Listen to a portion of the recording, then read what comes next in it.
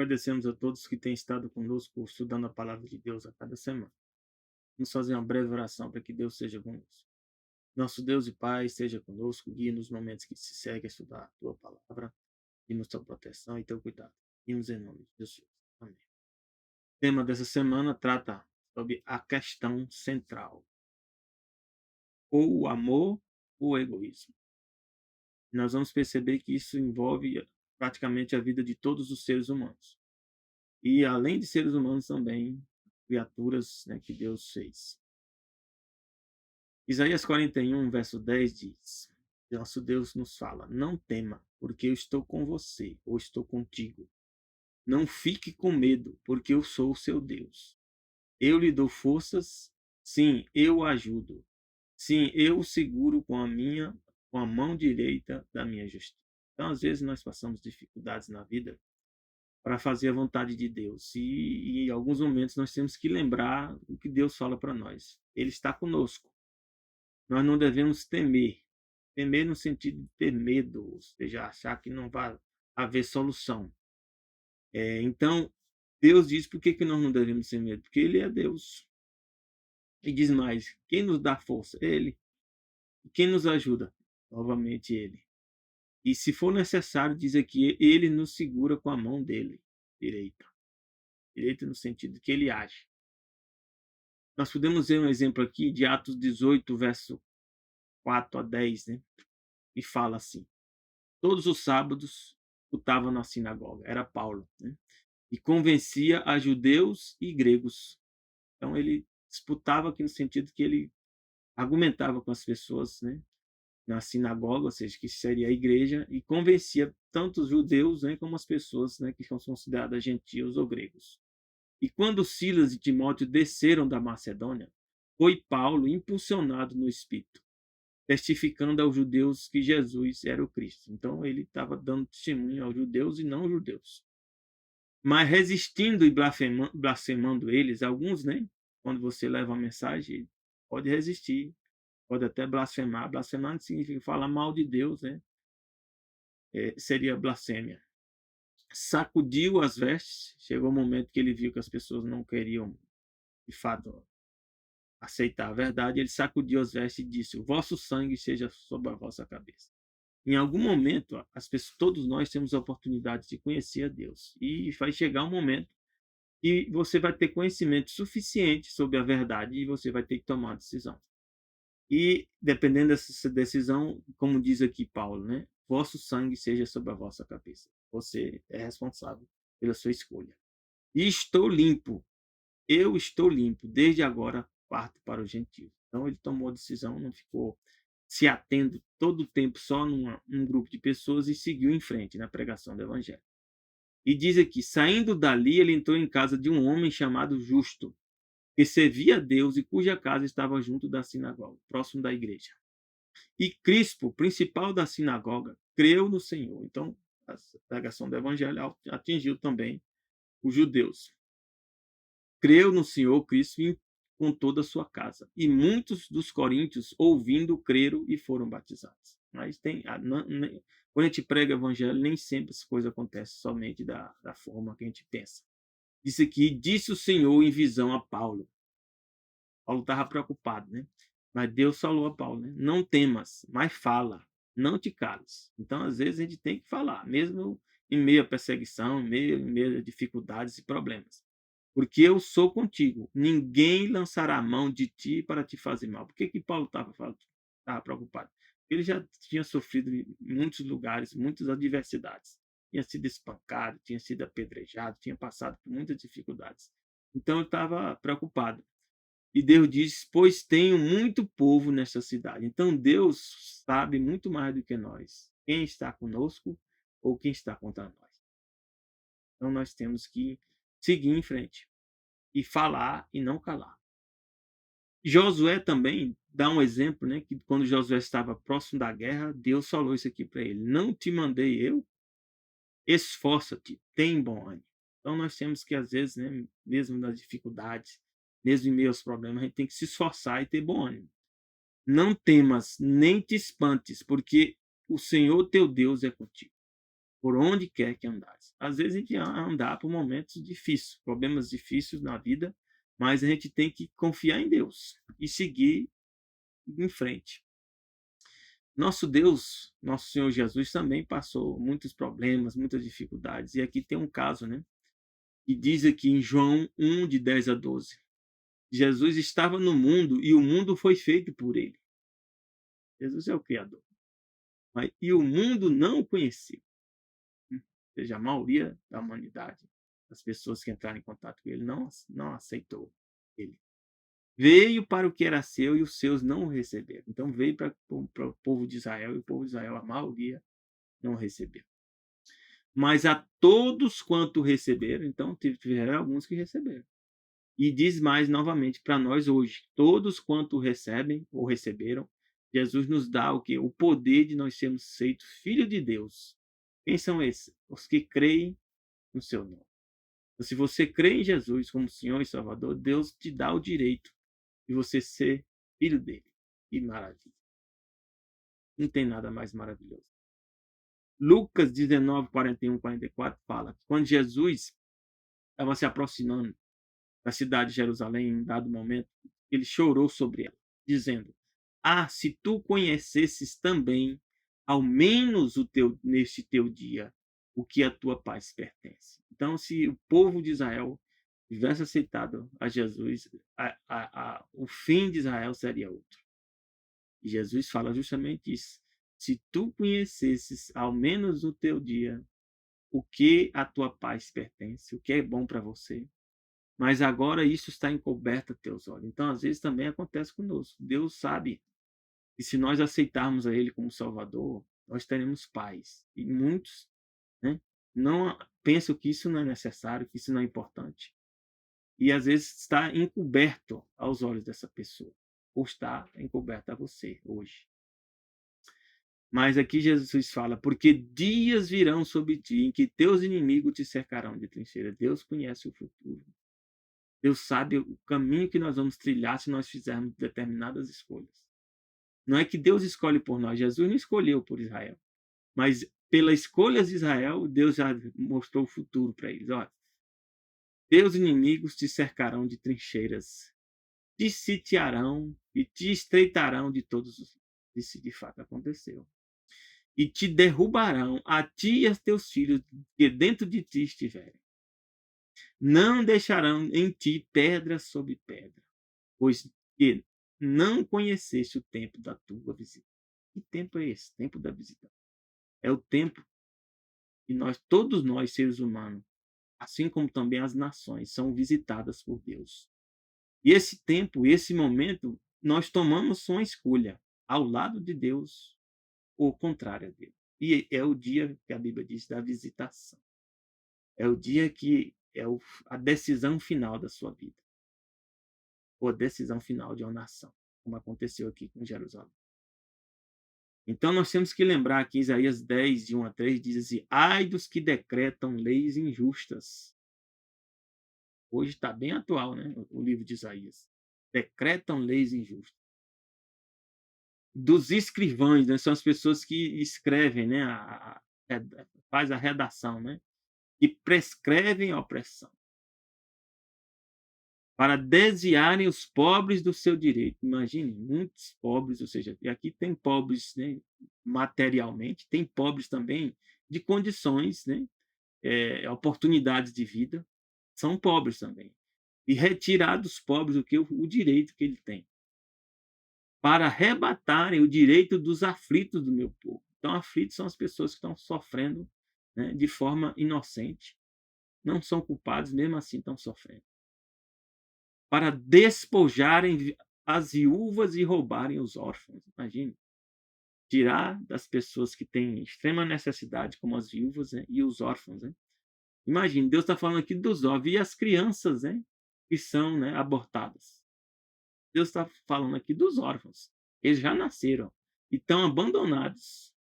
Imagine, né, aqueles que são abortados. Mas que fareis vós no dia da visitação, tá vendo? Deus fala que todos nós vamos ter um dia da visitação. no dia da desolação. Para alguns, o dia da visitação vai ser da desolação, porque chegará o fim. Que há de vir de longe. A desolação pode vir sobre as nações, né? Sobre pessoas vindo de longe. Você nem imagina, né? Você pode ser atingido, né? Você está exercendo poder, né? E em determinado momento, né? Alguém mais poderoso vem e lhe atinge. Vem de longe e lhe atinge. A quem recorrereis para obter socorro? Em algum momento, né? Você vai, seu poder vai ser limitado.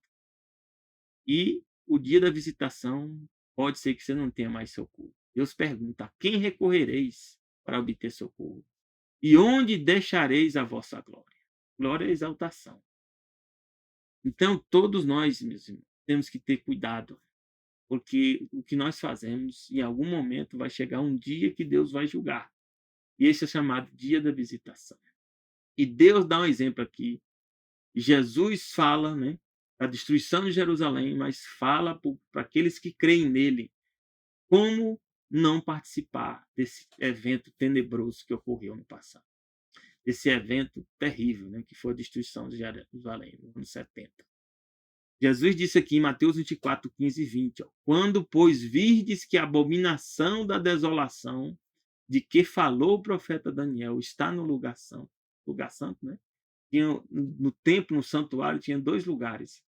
A primeira parte é chamada lugar santo. E a segunda parte é onde tinha a arca dos 10 mandamentos, lugar santíssimo. Então Deus diz, quando essa abominação das resoluções estiver, né, ali na região do lugar santo, quem lê entenda. Então os que tiverem na Judéia fujam para os montes. Quem são esses que fizeram? É só aquele que crê em Jesus. É só aquele que aceita a Bíblia como a verdade. A palavra de Jesus e Deus como verdade. Os que não aceitam não vão fazer isso. E diz: e quem estiver sob o telhado, não desça a tirar coisa alguma de sua casa. Ou seja, a coisa tem que ser tão rápida em algum momento da sua vida que você não tem tempo nem de levar nada. Quem estiver no campo, não volte atrás a buscar suas vestes. Então, se você estiver morando mais afastado, nem vem para Jerusalém. Deus Jesus falou. Mas ai das grávidas, das que amamentarem naquele dia, ou seja, mais difícil. Orai para que a vossa fuga não aconteça no inverno, ou seja, no momento frio, nem no sábado, porque o dia de sábado não é o dia de tanta movimentação e correria. É um dia que você teria que louvar a Deus, um dia de adorar a Deus. E aqui diz em Daniel 11, 30 a 33, fala justamente dessa abominação da desolação. Nós vamos ler um pouco para entender mais. Diz aqui, porque virão contra ele os navios de Quitim. Interessante. Quitim são quem? Os descendentes de Javã. Javã é descendente de quem? De Javé, de Jafé. Quem são os descendentes de Javã? São o povo grego, povo europeu. Então diz que viria contra Israel o povo europeu, o povo grego, que lhe causarão tristeza. E voltará e se indignará contra a Santa Aliança. É interessante, meus irmãos. Deus conhece. Se nós começarmos, o povo de Israel foi levado cativo para a Babilônia. Nabucodonosor levou o povo cativo. A Medo-Pérsia vence a Babilônia. Depois que a Medo-Pérsia vence a Babilônia, vem a Grécia, né, com Alexandre Grande, e vence a Medo-Pérsia. Alexandre Grande morre, os 4 generais caçando, Seleuco, Ptolomeu, né? Caçando, Seleuco, Ptolomeu, né? São 4, né? Estou esquecendo o outro agora. Se dividir o reino e surge dessa divisão do Império Grego, né? Caçando Seleuco, Ptolomeu, né? Dividindo isso, surge o Império Romano, que é descendente da Grécia. E aí, Deus diz que desses povos de Javã, descendente da Grécia, o Império Romano anexou todo mundo, viria e ia se indignar contra a Santa Aliança. E essa Santa Aliança estava onde? Estava lá em Israel. E diz: fará o que lhe aprouver, voltará e atenderá aos que estiverem abandonados a Santa Aliança. Então, tem judeus, alguns povos que abandonaram, apostataram da Santa Aliança com Deus. E essa Santa Aliança é baseada aqui nos mandamentos de Deus. E diz: e os braços serão colocados sobre ele, e profanarão o santuário e a fortaleza. Que coisa! Deus diz que o povo descendente do Javã, que no caso aqui já é o Império Romano, ia profanar o santuário que era o templo, e a fortaleza, que era Jerusalém. Tirarão o sacrifício contínuo, ou seja, eles acabaram com a oferta de sacrifício dos animais, destruíram o santuário. E diz que ia tirar o sacrifício contínuo, que era feito de manhã e de tarde, porque eles destruíram o santuário, estabelecendo assim a abominação desoladora. Que abominação é essa? Eles passaram a governar sobre o povo de Israel e destruíram, né, o povo de Israel, e eles foram dispersos. E diz que aos violadores da aliança com aliança, ele, né, esse poder aqui, com lisonja vai perverter. Então teriam as pessoas, né, que seriam judeus, e iam violar a aliança e estaria junto com o povo do Império Romano. Mas o povo que conhece a seu Deus se tornará forte e fará proezas. Quem são esses? Antes da destruição de Jerusalém, Jesus estabelece novamente a igreja. Quem é esse povo que conhece a seu Deus? Os discípulos, os apóstolos, os cristãos. Diz que eles iam se tornar o quê? Forte e fariam proezas. De fato, a pregação do evangelho se espalhou antes, né, depois que Jesus ressuscitou, até próximo, né, do ano 100, a pregação do evangelho se espalhou. E diz: os entendidos entre o povo, né, de Deus, né, ensinarão a muitos. Isso aconteceu, está acontecendo. Todavia cairão pela espada. Então, dos apóstolos, né, só não morreu de morte, né, matado, né, somente João. Os restos demais morreram pela espada, alguns pelo fogo, outros pelo cativeiro, outros pelo roubo e por muitos dias. Isso aconteceu, ó, as grandes perseguições ao povo cristão. Deus já tinha revelado aqui para Daniel. Eu estou agora explicando para vocês. Aqui é só um trecho. E aqui, na Wikipédia, conta com a derrota da grande revolta judaica contra o domínio romano, em no ano 70, Jerusalém foi tomada pela força do comandante romano Tito. Outra vez, as muralhas e o templo de Jerusalém foram destruídos e o resto da cidade voltou a ficar em ruínas. E morreu quase todo mundo que tinha lá, num grande cerco que houve. Morreram de fome e passaram até a comer o resto de outras pessoas mortas. A destruição de Jerusalém, também conhecida como Cerco de Jerusalém, ocorreu durante o governo do imperador romano Vespasiano. Vendo aqui? Roma, descendente de Javã. Deus já tinha revelado para Daniel. Daniel vem 750 anos de Jesus nascer. Daniel existe. E aí alguém ainda tem dúvida aqui se a Bíblia é a verdade. Eu não tenho dúvida ainda. Espero que você também não tenha dúvida, não. E a Bíblia revelou ainda mais coisa ainda do futuro. Tá? Na profecia de Daniel, ela conta toda a história da humanidade, desde a época de Daniel até a volta de Jesus, e até a segunda vinda de Jesus. E até a terceira vinda. Então, meus irmãos, que nós possamos estar atentos que as profecias estão acontecendo no jornal, na TV. As coisas que estão acontecendo no Brasil, nos Estados Unidos, na Europa, a gente pensa que só é política, não. Tudo a ver com as profecias.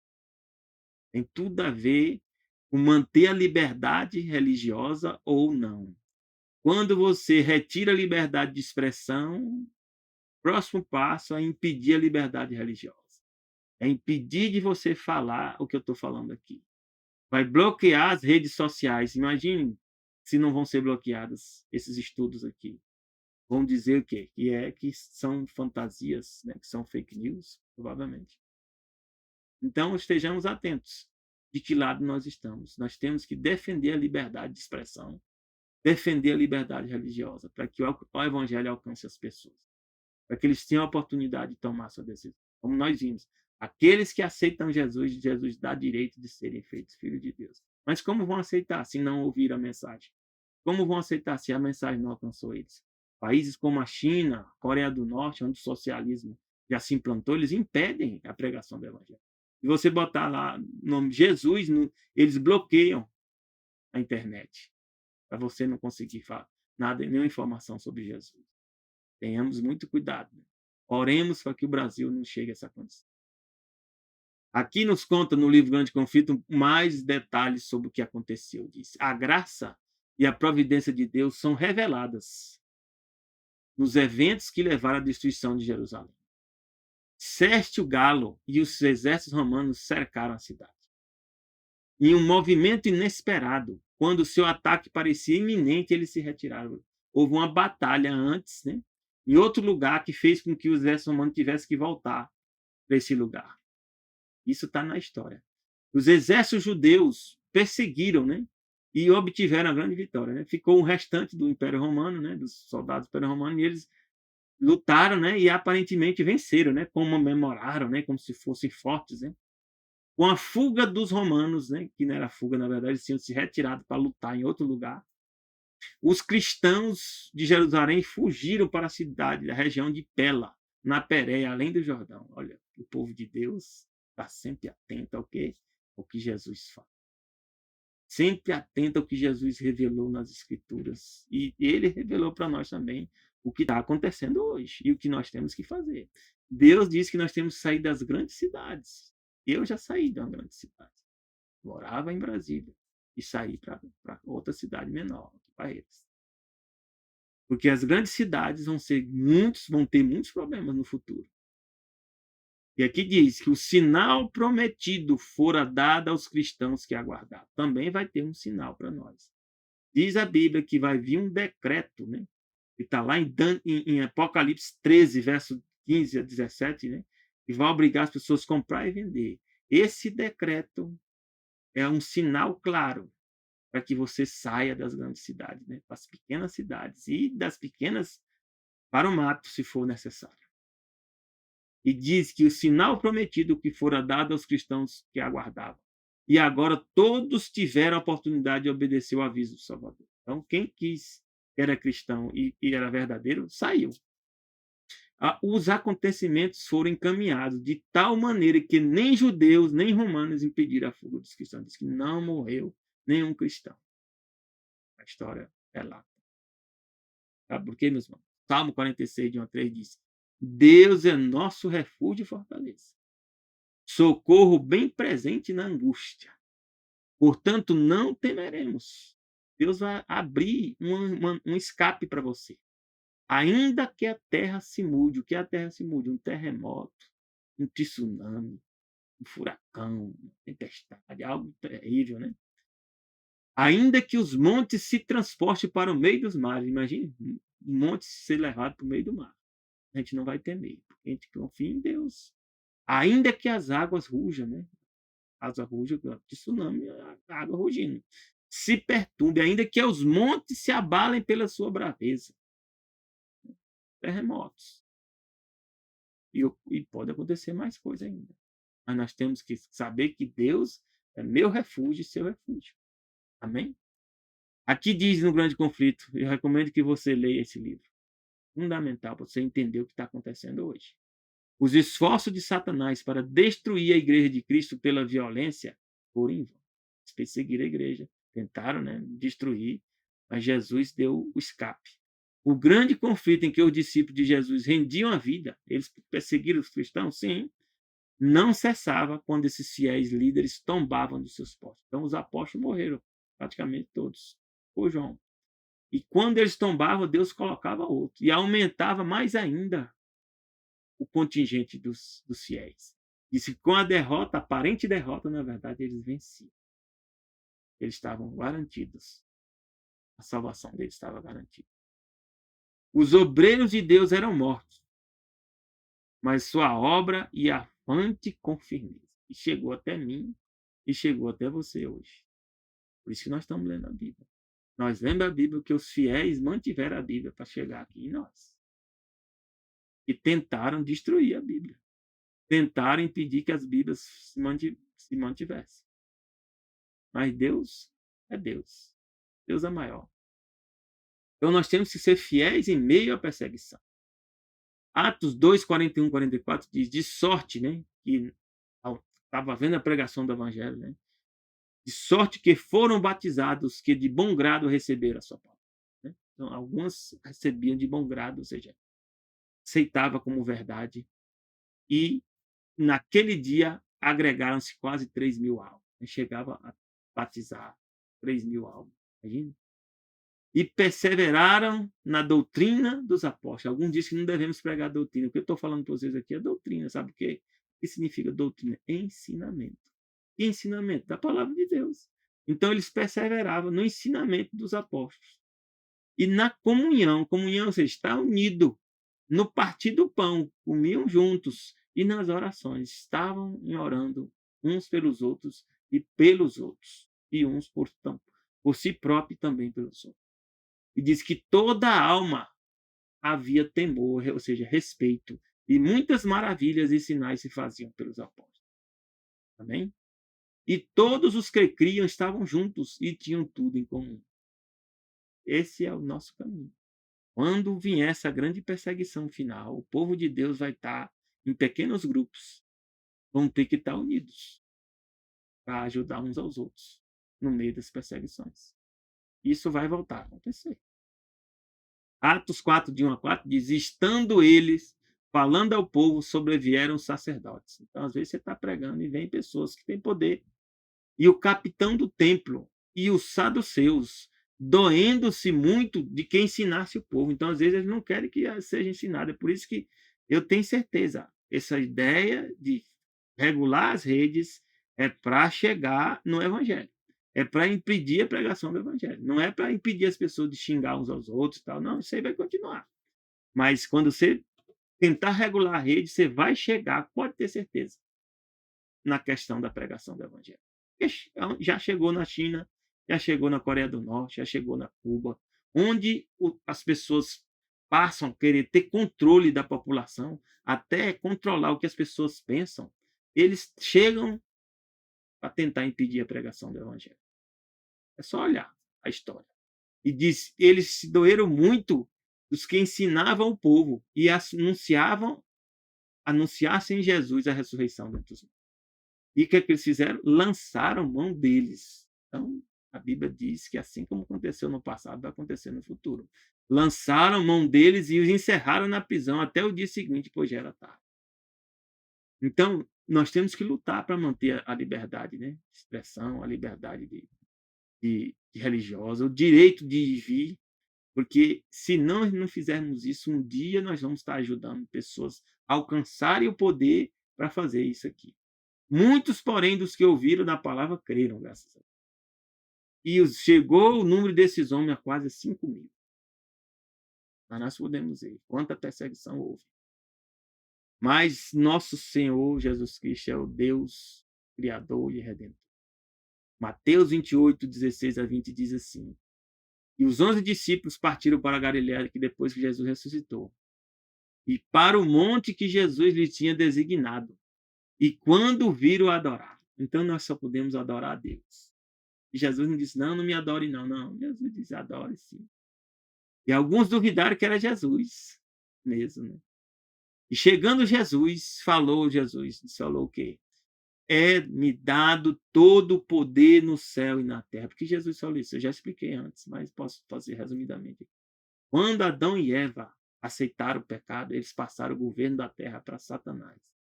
Em Lucas 4, você pode ler, né? Versos 5 a 7, a 9 de Satanás, dizendo que ele controla a terra, ele governa a terra ainda hoje. Porque Jesus só vai tomar dele isso quando Jesus voltar na segunda vez. Então, Jesus, quando foi para o céu, se tornou o segundo Adão e resgatou o governo da terra. É por isso que ele diz que agora é-me dado todo o poder no céu e na terra. Deus seja louvado. Portanto, Jesus diz, agora faça o quê? Ide, é uma ordem. E no original é mais indo. Ou seja, vá fazendo. Fazei discípulos. Discípulo que é alguém que aprendeu de Jesus e depois ensina o outro sobre Jesus. É o que eu estou fazendo aqui com você. Você está se tornando discípulo. Se você estiver aprendendo aqui comigo, sendo sincero e verdadeiro, você está se tornando discípulo. Fazei discípulos de todas as nações, batizando em nome de quem? Do Pai, do Filho e do Espírito Santo.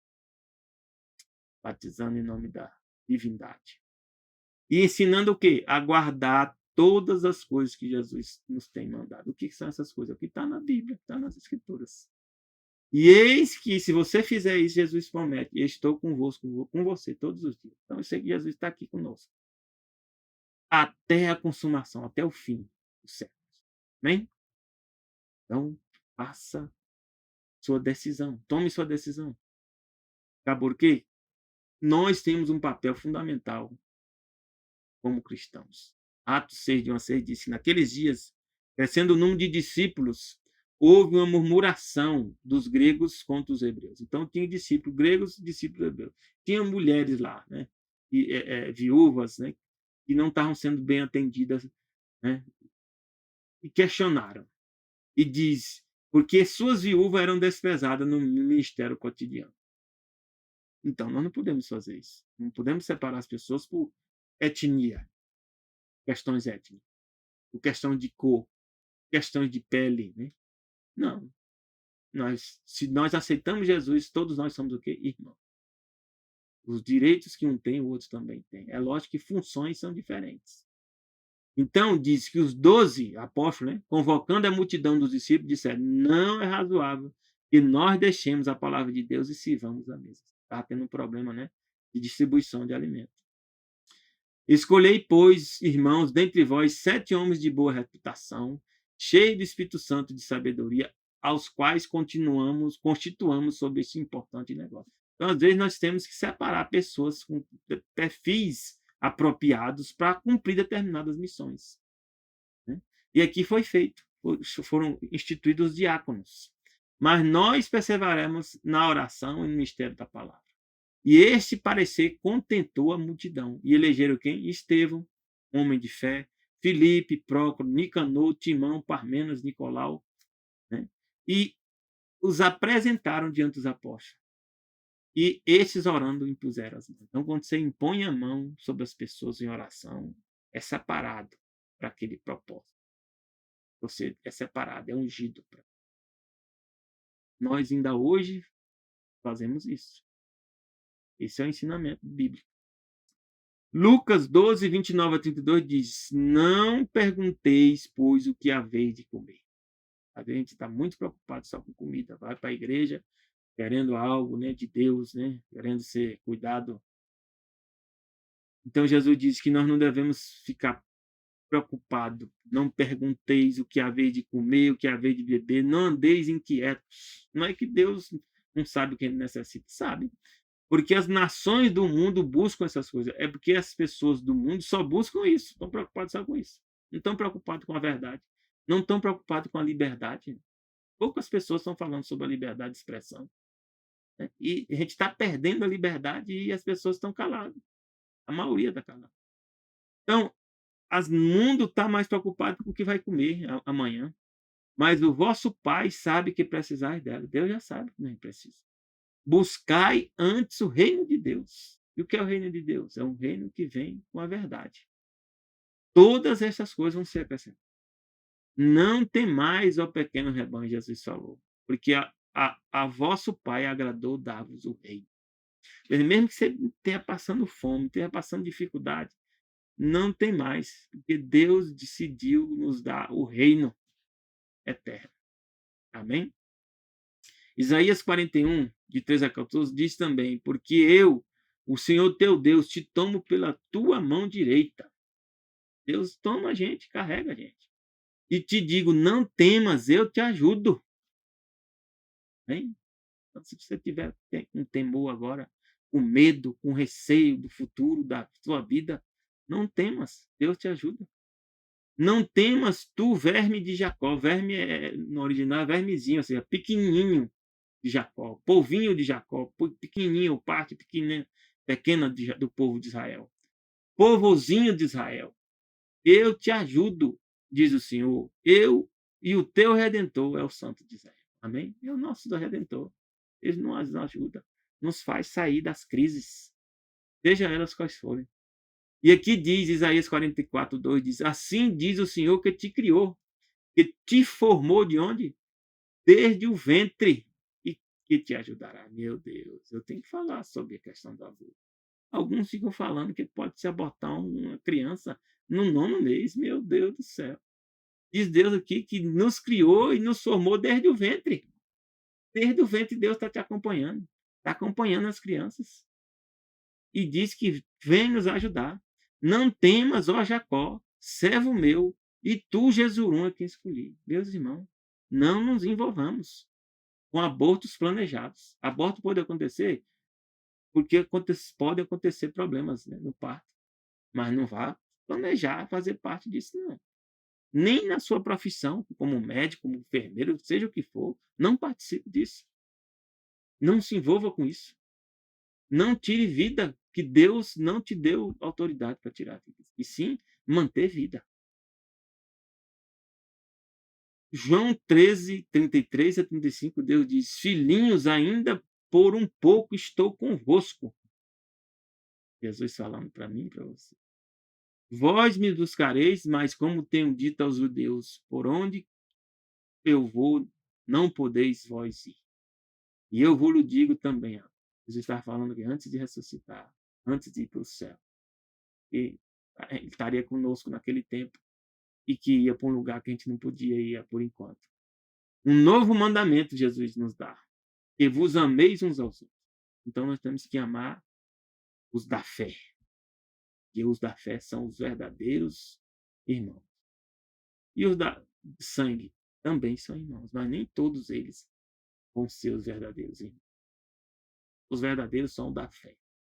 Vos ameis uns aos outros, como eu vos amei a vós.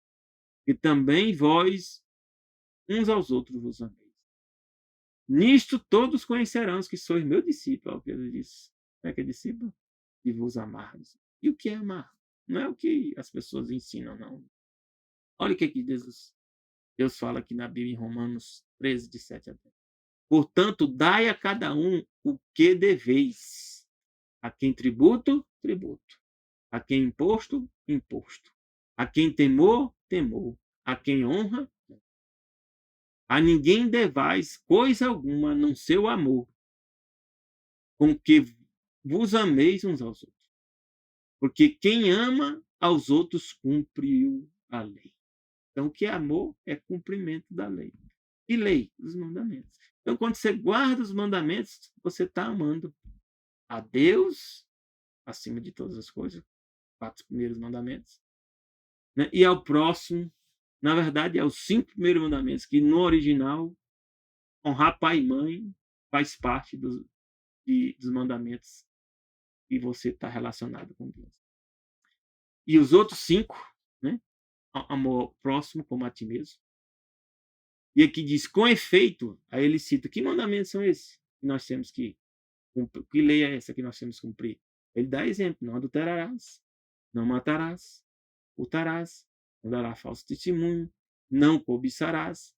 Se algum outro mandamento, tudo nessa palavra. Qual é o resumo? Qual é a síntese? Não quer dizer que essa síntese não substitui uma coisa. Ela explica aquele conjunto de coisas. Amarás o teu próximo como a ti mesmo. Então, amar ao próximo a ti mesmo, você não vai adulterar, não vai matar, não vai furtar, não vai dar falso testemunho, não vai cobiçar. Se você ama a Deus acima de todas as coisas, você vai, né, não vai ter o nome dele em vão, você não vai ter outro Deus acima dele, você não vai fazer imagens e também você vai guardar o dia que ele disse que tem que guardar, que é o sábado. E também você vai honrar pai e mãe. Aí você está amando a Deus acima de todas as coisas. De sorte, né, que o amor não faz mal ao próximo. De sorte que o cumprimento da lei, cumprimento, ou seja, guardar a lei é o quê? É o amor. E aí, mais um exemplo, Romanos 12, de 9 a 12, diz, o amor não seja fingido. Tem que ser verdadeiro. Aborrecei o mal e se apegue ao bem. Como é que a gente aborrece o mal? Nossa natureza pecaminosa busca fazer as coisas erradas. A gente escolhe, não vou fazer. Vou fazer o que Deus diz.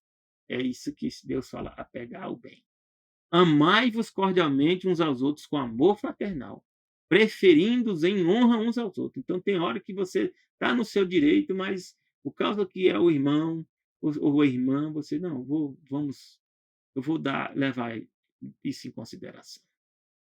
Não sejais vagarosos no cuidado um do outro. Sede fervoroso no espírito, fervor, ou seja, seja firme, servindo ao Senhor, alegrai-vos na esperança mesmo. Ô, minha irmã. Sede paciente na tribulação, mas todos nós estamos sob tribulação. Quem não tiver, tá difícil. É difícil de estar com Jesus, hein? Quem está com Jesus está na tribulação. E Jesus disse que tem que ser paciente. Perseverai, ou seja, na oração. Ser perseverante. Diz aqui, meus irmãos, um exemplo que está na lição da escola sabatina. No auge de uma pandemia que houve por volta de 260 depois de Cristo, né? Em uma carta de Páscoa, Dionísio escreveu explicando o que aconteceu nessa época, 260 depois de Cristo. Houve uma pandemia. A gente pensa que pandemia é só agora, né? Já houveram várias pandemias. E ele escreveu um longo tributo aos heróicos esforços de enfermagem dos cristãos locais. Diz que muitos dos quais perderam a vida enquanto cuidavam dos outros. Houve a pandemia e eles, em vez de fugir, né, ou ficar afastados, eles foram tratar e cuidar das pessoas. Diz que a maioria dos nossos irmãos cristãos mostrou amor e lealdade ilimitados. Sem se importar com o perigo, se encarregaram dos enfermos, atendendo a todas as suas necessidades e ministrando em Cristo. Isso não é fácil, não. Você cuidar de pessoas com uma doença infecciosa que você também pode morrer. Diz que com eles partiram desta vida, serenos e felizes. Eles se preocuparam mais em cuidar das pessoas, mesmo com risco de morte. Pois foram infectados por outros com a doença, atraindo sobre si a enfermidade de seu próximo e aceitando alegremente as suas dores. Isso é história. Aconteceu. Aí, ó, Rodney Stark, né? Crescimento do cristianismo. Romanos 12, de 20 a 21 diz: porquanto, se teu inimigo tiver fome, dá de comer. Não é fácil, não, né? Teu inimigo está com fome e você dá de comer. Se tiver sede, dá de beber. Às vezes o inimigo dorme ao lado. Você tem um inimigo dentro de casa, né? E esse inimizado tem que acabar. Mas dá de comer, dá de beber. Porquanto, fazendo isso, amontoarás brasa de fogo sobre sua cabeça. Não te deixes vencer do mal, mas vence o mal com o bem. Não existe outra opção mesmo. Só se vence o mal com o bem. Você tem que tirar o líquido do copo, que é o mal, e colocar o líquido no copo, que é o bem. Tem que substituir. Apocalipse 3:5 diz: o que vencer será vestido de vestes brancas. Deus está te chamando para vencer. De maneira nenhuma arriscarei o seu nome do livro da vida. Amém? Deus não vai arriscar o seu nome. Confessarei o seu nome diante de meu Pai, diante dos homens. Deus, Jesus quer confessar seu nome. Mas nós temos que vencer.